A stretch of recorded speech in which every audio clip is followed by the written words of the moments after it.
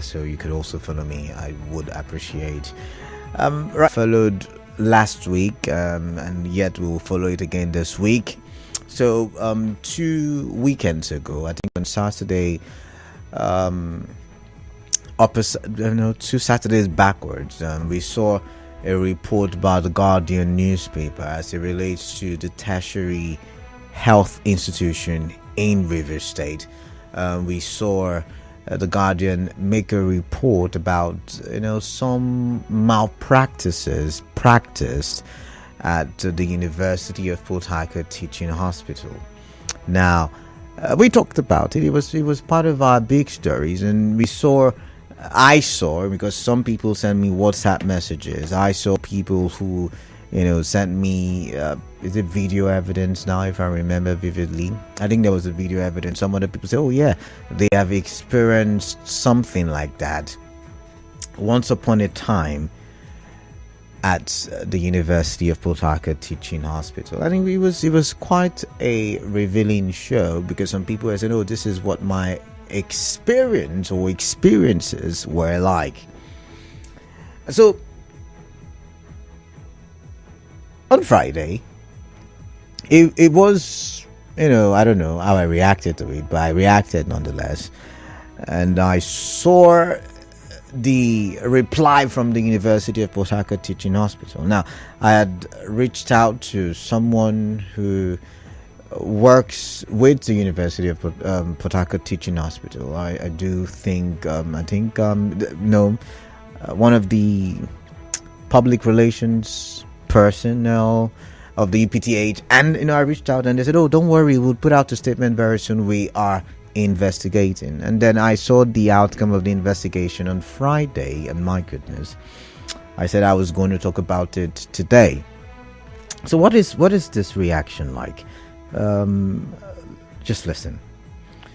As seen in our in-house bulletin on Saturday morning, the University of Port Harcourt Teaching Hospital UPTH is asking the Guardian newspaper to retract and issue an apology following its publication of an investigative report alleging exploitation of patients in its intensive care unit ICU. UPTH acting spokesperson Elba Meni in a statement said the publication was a misrepresentation of the hospital and malicious attempt to damage its reputation and professionals. He said the publication's assertion of poor quality of care, neglect and exploitation is false and unverified. It said one of the patients in the investigative report successfully recovered from mechanical ventilation, which required 10 to 15 liters per minute of oxygen and not 1 to 5 liters as stated by the Guardian report.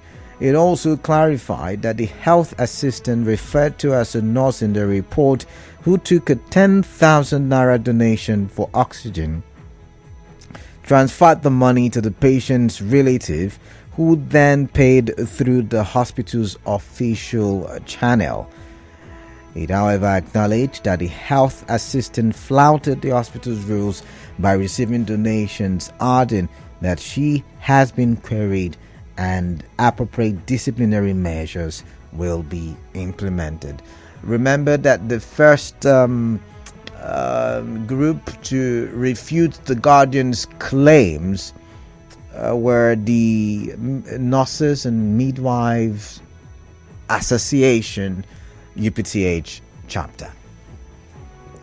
All right, so they're saying that there are no malpractices, there are no malfeasances at the University of Port Harcourt Teaching Hospital. As a matter of fact, the Guardian should please tender an apology to the staff and the institution, University of Port Harcourt Teaching Hospital. So I began to wonder, I began to think, could it be that the Guardian actually did make a mistake?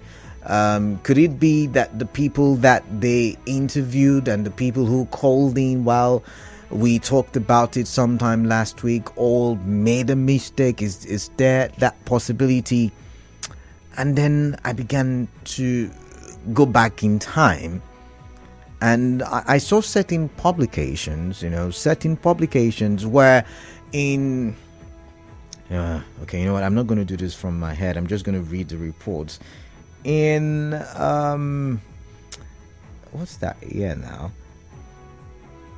In 2018, the chief medical director of UPTH at the time threatened to sack corrupt workers of UPTH. Now, the article read at the time, the new chief medical director of the University of Port Harcourt Teaching Hospital, UPTH, Professor Henry Ugboma, has warned all staff members of the hospital to maintain integrity and professionalism in the discharge of the duties, warning that anyone caught involving in any form of sharp practices would be sacked. Ugboma, who gave the warning in Port Harcourt during his maiden briefing, said he had uncovered the money-sapping monster which he said has drained millions of naira generated in the health institution. Now, the chief medical director disclosed that the cashless system service CSS introduced for patients by the management of the institution was energizing misappropriation of funds. So, I mean, basically what he was saying, that there was some level of corruption in the system at the time he was taking over. Is it the same with what the patients are crying out? No, but I could, detect some level of corruption at the time. And then I began to think it again. How do we get the right information? Because usually with government-owned agencies, apologies to police officers. And by the way, I did meet a very wonderful police officer over the weekend. Very wonderful.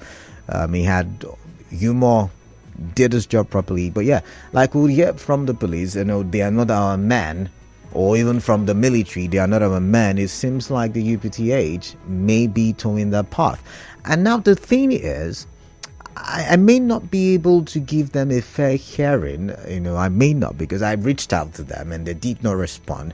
And now I'm trying to talk about this case now, and it will seem like I am towing a particular path. But I'm going to try. I'm going to try my best. How do we now verify who is saying the truth? That's like my biggest conundrum right now. How do we? Because I'm thinking, if we decide to say, okay, let's go to the UPTH now, everybody will be on guard. Everybody will be on guard, right? And then there is this issue of government not properly funding, the health sector.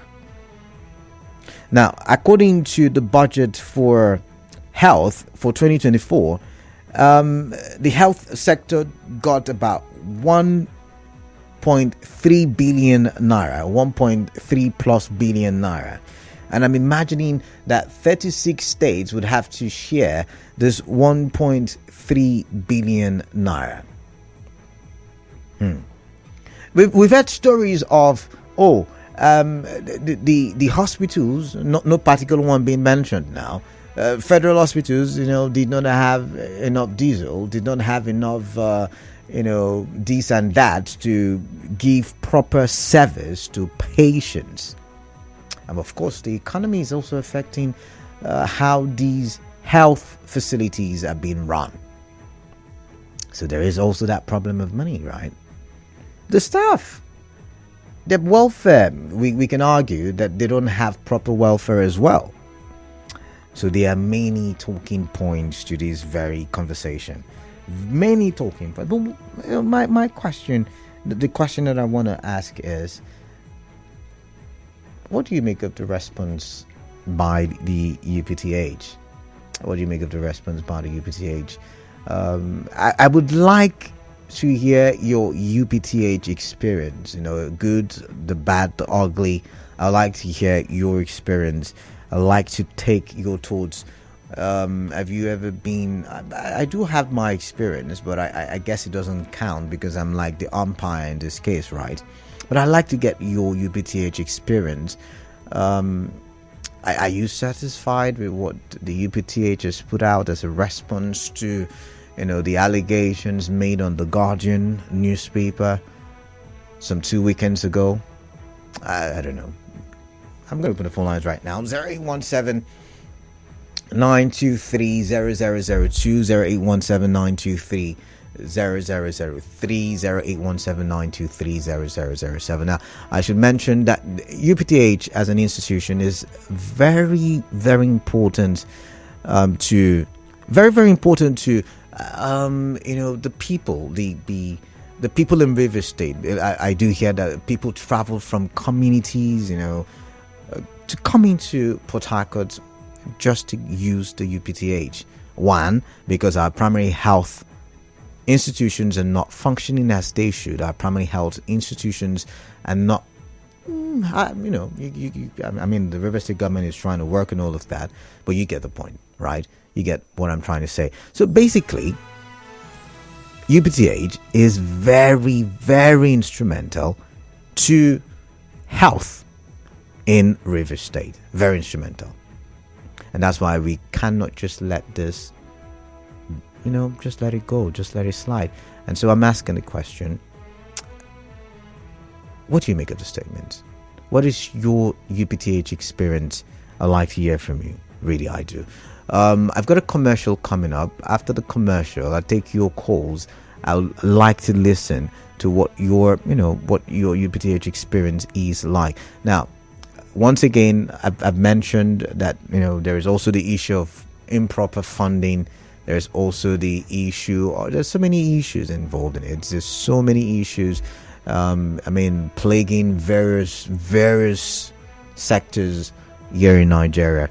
But I'd like to get your thoughts and your views in a bit. I've got a commercial. I'm just trying, just dilly-dallying until I'm able to go for my commercial break, so I don't get any interruptions when I begin to pick your calls, right? But you could also begin to send me WhatsApp messages to the number 0809 0306 right? That's the WhatsApp number. I will listen to your audio messages, and I'll also read your text messages as well as we push the conversation for development, right? Okay, so a quick commercial break. When I do come back, I will get your thoughts. Remember, the phone lines are the same, and we're live on Facebook, Nigeria Info PH. We're active on X, Nigeria Info PH, and we are live on YouTube as well, Nigeria Info PH.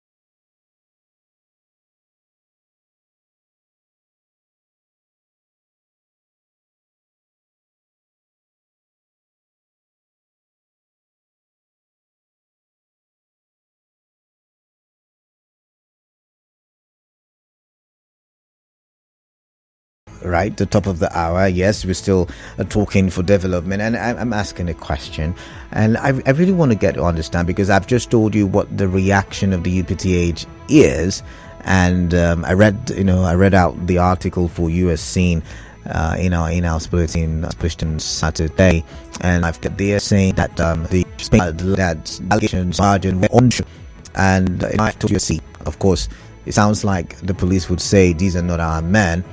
However, I want to get your experiences. I want to hear your stories, because when I talked about it last week, I also mentioned that there were quite a few callers. I got about 1 or 2 pictures and I think videos as well on WhatsApp saying, oh, this is how I paid for what I wanted, and this is what happened when I was there. So, I want to get your thoughts and basically what you think about the reaction from the UPTH. And basically, these are my questions and what I'm looking at on the show this hour. So quickly, 0817-923-0002, 0817-923-0003, 0817-923-0007. WhatsApp number 0809-030-6416. What are you thinking? What is on your mind? I would like to hear from you.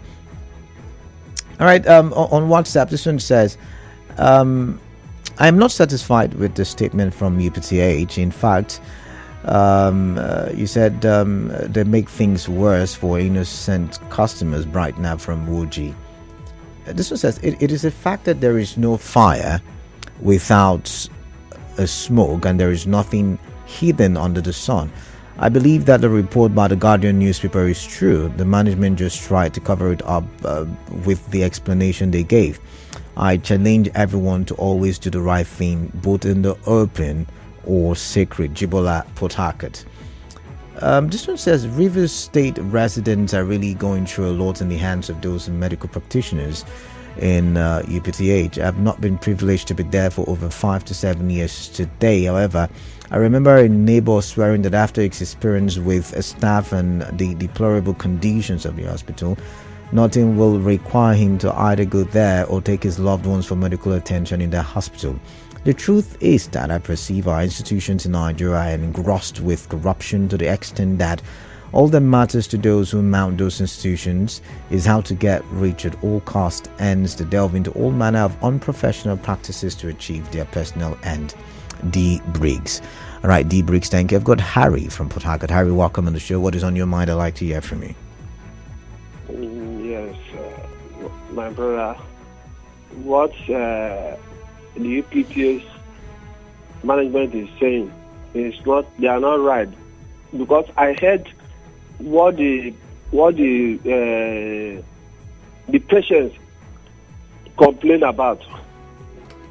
Because the patient cannot write, they cannot talk, they cannot say the lie there. They cannot say lie. They are telling the truth. They are telling not the truth.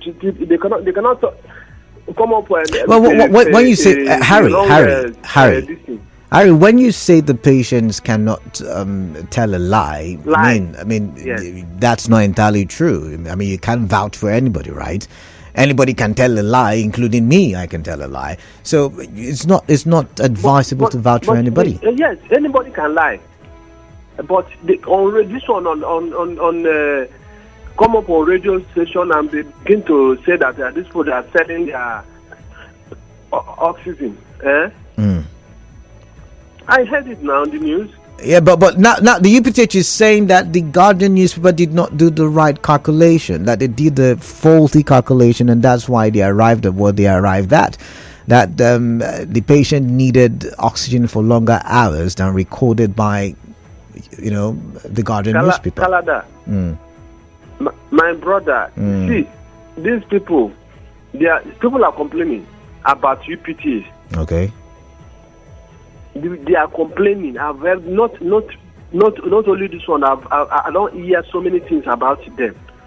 No, what the nurses are doing there is wrong. They have to take a look on them very well. All right then. All right. Because they are doing the wrong thing there. All right then. Thank you. Thank you, Harry. I've got to go, Harry. I'm sorry. I've got Alfred from MOA. I mean, when you say you've got a lot of complaints, I mean, there are a lot of complaints about almost everything, including, of course, the radio station that you're listening to, right? I've got Alfred from MOA. Alfred, welcome. Thank you, Kalada. Good evening, Kalada. Yeah, I agree. Welcome. Kalada, in as much as in a full basket of eggs, you cannot rule out the bad ones. But I know that for a greater extent, the good ones will be far more than the bad ones. And then to that effect, I want to say that working relationship and the environment of UPTH have so much improved because I was there almost throughout last week, and yesterday too. Yeah, I was there. I saw things myself. There was 24-hour power supply. At least 12 hours power supply at the emergency unit of that. That's the emergency and accident unit, yeah? Yes, that's at the A&E. Okay. A&E. There is 12 hours power supply. That is from 6 p.m. that I was there till 6 a.m. in the morning. There was no heat of light or blink of light. There was constant power supply. I think there is a great improvement in that. And then on the relationship of the nurses too, I think the hospital too is working seriously on that, and that is why they have commissioned their Servicom. If you see the way the Servicom now serve, they interact with the patient and the staff of the hospital, to know that Professor Boma is truly doing a great work. I witnessed it. I was there yesterday. All right. So I think there is a greater improvement. I pray it continues like that. All right. Thank you very much, Alfred. Thank you very much for your contribution there. I've got Abiye from Bunny. Abiye, welcome. What is on your mind? Tell me. Yeah, Kalada, good evening. Yeah, greetings to you. Yeah, I want to give you my own experience in UPTH. Abiye, but you're in Bunny.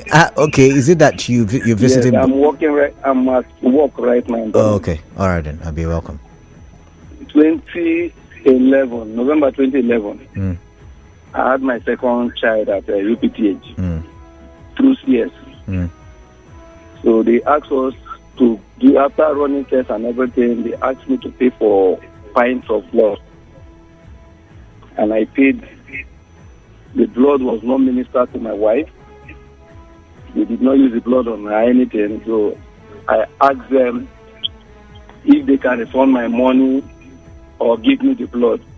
They said no. That is the hospital management system.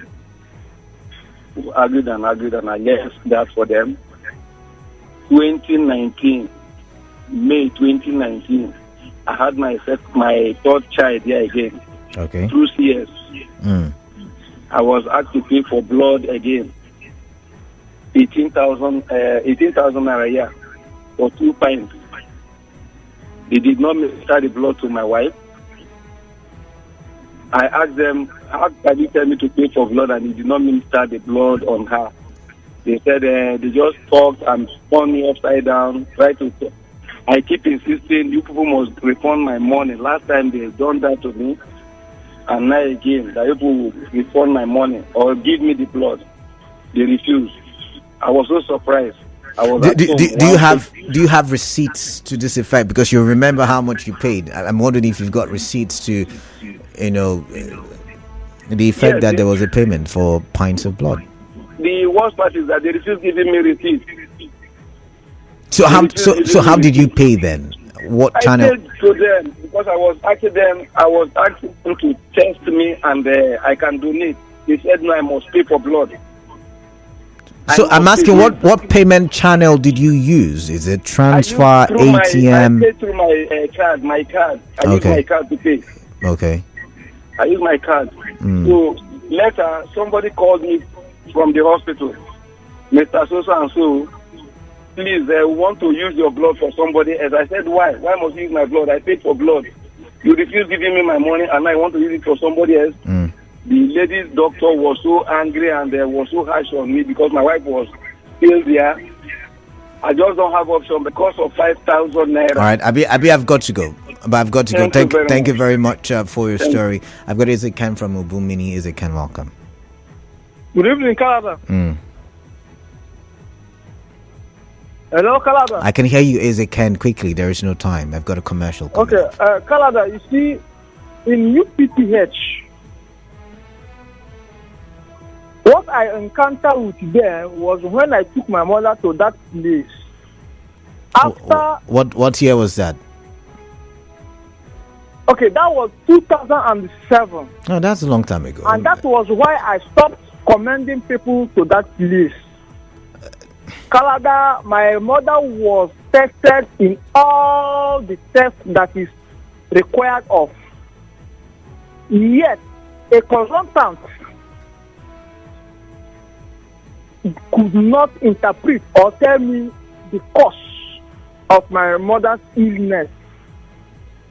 Even when she was conducted with an X-ray, I argued with the consultant after telling me that nothing is wrong with my mother. While my mother was in a wheelchair, I asked the man, can't you see my mother on a wheelchair who cannot walk? Ezekiel, I don't have time. I've got a commercial. So, I mean... Okay, thank you very much. Oh my, I was going to get the summary, but you know what? Thank you very much, nonetheless, for calling in. Obed from Port Harcourt, welcome.